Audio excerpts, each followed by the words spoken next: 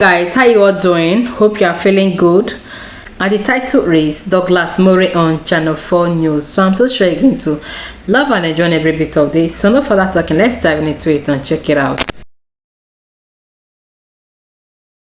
Well, I'm joined now by the radical cleric Anjem Chowdhury, one of the founders of the controversial Islamist organisation Al-Muhajirun, and by Julie Siddiqui from the Islamic Society of Britain. Also joining us from Amsterdam is Douglas Murray from the Henry Jackson Society. And before we talk to all of them, we've unearthed footage tonight which shows one of the alleged terrorists, Michael Balajo, at a protest by the now-banned group Al-Muhajirun in 2007 outside Paddington Green Police Station in London. Anjem Chowdhury was also on the march. So one of the suspects attended your marches, listened to your lectures. You therefore helped radicalise him. Will you apologise for what's happened down in Woolwich? I'm not going to apologise for exposing the crimes of the British government in Iraq or Afghanistan. That's not the question I asked. You helped radicalise let me answer the question suspect. in my way. Radicalisation is a stick which is used to beat the Muslim community. The fact is that there is conflation between exposing the British foreign policy, between things like rendition, Guantanamo Bay, killing innocent men, women and children, which I have no apology for whatsoever. But and we will continue to expose. You helped radicalise this suspect, and now a British soldier is dead on the allowing me Woolwich to answer the question Street. the way that I want. The question I'm asking is, you helped radicalise him let me just tell you something. because you were there with him on these marches. Will you apologise? Radicalisation is calling for the Sharia nowadays. Radicalisation is exposing the British government. Radicalisation is commanding good, forbidding evil. We say, and we've always said, that we live here under a covenant of security. It's not allowed to target innocent people in return for our life and work being secure. And we've said that over the years. But the fact is the biggest radicalising factor is the British government and their foreign policy. But radicalisation is also about justifying violence, isn't it? No, it's not. Will you take some responsibility for what has happened on the streets of Woolwich? Pejorative like radicalisation, fundamentalism, extremism is used by the British government to silence a section of the community which expose their own policies. There's something called Islam. Islam calls for the Sharia. Islam says that people have a right to defend themselves. And that's what we propagate. We don't propagate something outside of Islam. Douglas Murray, how should the government respond to the kind of things that Anjem Chowdhury is saying there? Well, it's very difficult in a way for the government because Al-Muhajirun and its offshoots have already been banned. Its offshoots have been banned for many years. And this group, of course, and its activities predate 9/11. I mean, I think it's very important to remember that Amer Mirza was convicted, first a member of Al-Muhajirun, was convicted in 1998 for his attempt to firebomb a British Army barracks. There have been a spate of attacks. We've worked out that about 20% actually of convictions, of Al-Qaeda-related terror convictions in this country, have a linkage with Al-Muhajirun and with Mr. Chowdhury. OK, Douglas, let me put that point direct to Anjem Chowdhury. I mean, that's quite an astonishing figure. I mean, you take some responsibility for that, don't you? No, not at all. I think that you need to make a distinction between legitimate political and ideological struggle, which we have been doing for about 15 or 20 years in this country. You know, I've never been arrested. I've never been arrested for organising any terrorist activities, any kind of military bases or anything like that. And the reality is that people we come across, we have a huge number of demonstrations and processions and activities. And of course, we come across many people. People may leave our own activities and do things outside of that, and we're not going to be accountable for that. But there is nothing legitimate about radicalising Richard Dart, who plotted to bomb Wootton Bassett. How many jihadists have you? How many jihadists have you influenced? How many people have they killed? Richard Dart was in prison for 9 or 10 months. He faced a choice between having about 20 years in prison or taking a plea bargain. He made a couple of phone calls. He typed a few things on a computer. Wait. The fact that he was forced to plead guilty doesn't mean that he was planning anything at all. In court, you radicalised him. It was said in court that you radicalised Richard Dart. Please. How many jihadists would you say you radicalised? For the British government and their own media wing, radicalisation is calling for the Sharia. Radicalisation is exposing their murderers in Muslim countries. Radicalisation is saying that we want the Sharia. The fact is that, you know, these kind of terms are used to demonise the Muslims and to justify your foreign policy. OK, Julie Siddiqui, let me bring you in. What's your response to what you've heard there? Well, I just want to first of all give my condolences and thoughts to the family, friends and the people of Woolwich, really, the family and friends of Lee Rigby. Of course, today we're seeing the face to a name, really, and it makes it even more horrific and very, very sad what we saw in our streets unfolding yesterday. You know, I think really all of us, any decent people in this country, will realise that this kind of rhetoric has no place whatsoever in this country. You know, what we saw yesterday and what we're seeing with the likes of the English Defence League, you know, for me, in both ends, they are trying to divide this country in a way that we won't stand for. You know, the good hundreds and thousands of good people in this country, you know, Al-Muhajirun and any of his offshoots have always only ever had tens of people, not hundreds, not thousands. You know, so really representing a very, very small number of people in this country. And you mentioned the EDL there. I mean, there have been some mosques targeted by the far right. Do you think Muslims, mainstream Muslims, are fearful today?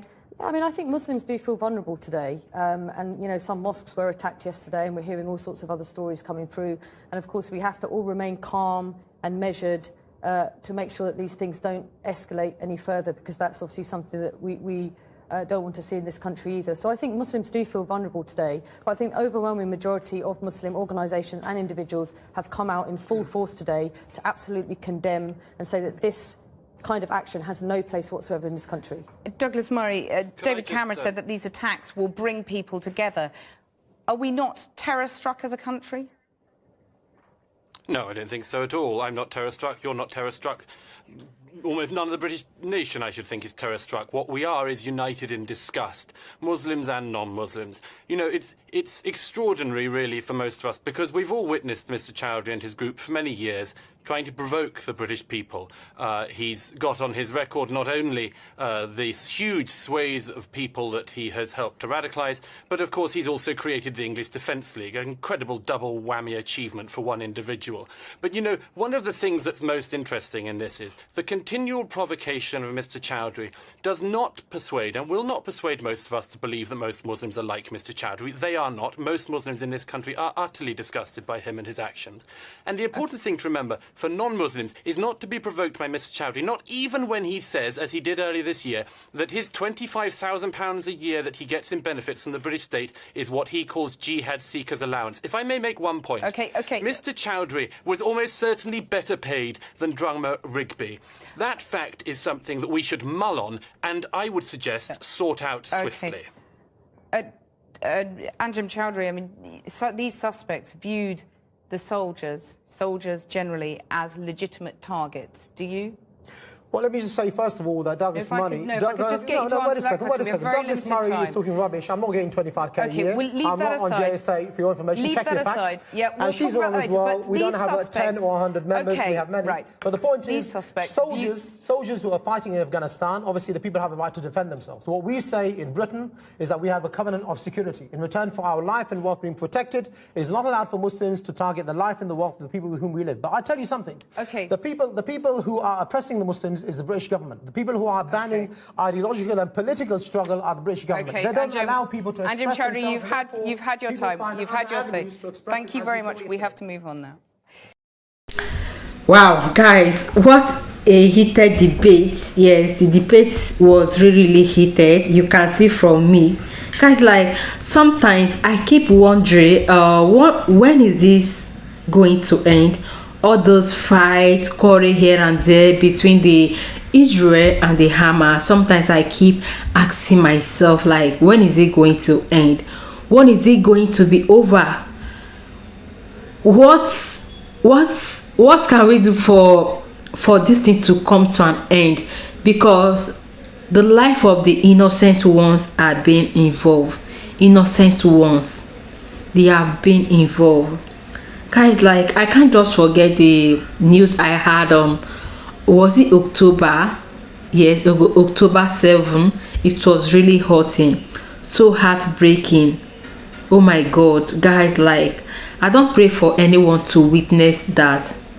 A lot of the innocent one, like, for goodness sake, guys, when is it going to end? When is it going to end?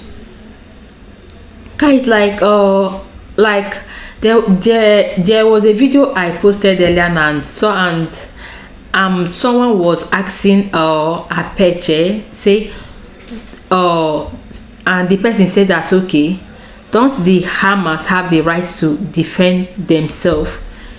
Yes, everyone have the right to defend he or herself, but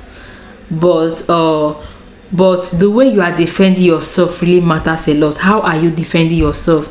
Is it in a drastic way?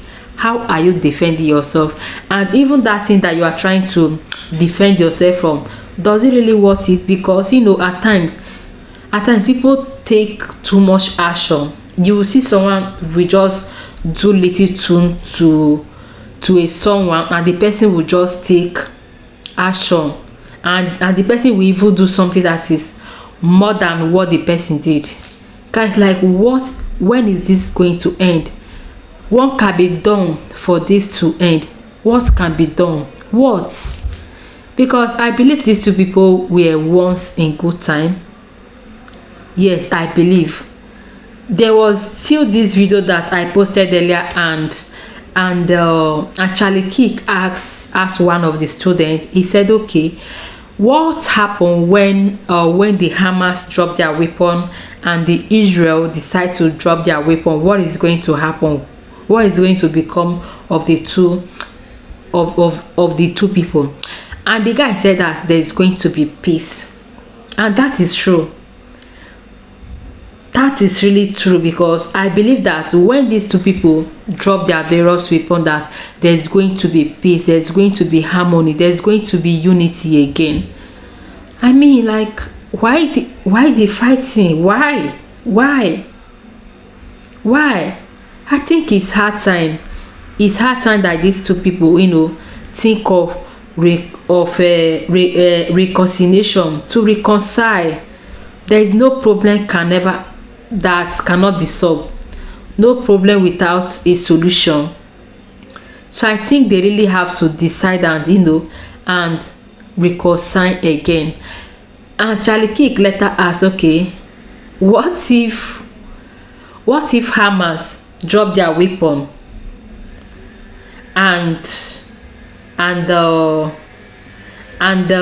no, he said that, okay, what if Israel drop their weapon and the Hamas refuse to drop their weapon? What is going to happen?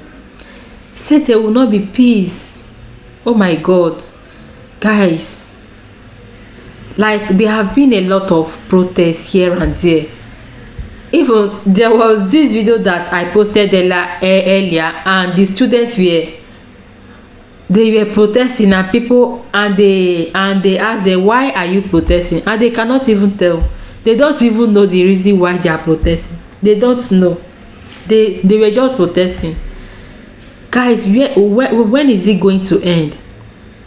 Because most of the innocent one, they are the one that is being involved in this. They are the one that is being involved. When is it going to end?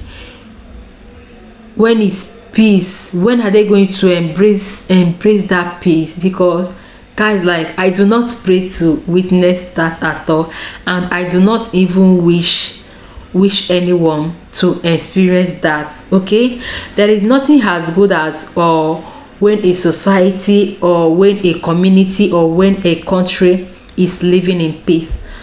There is nothing as good as that. Peace is just the best. Harmony, unity, that is just the best.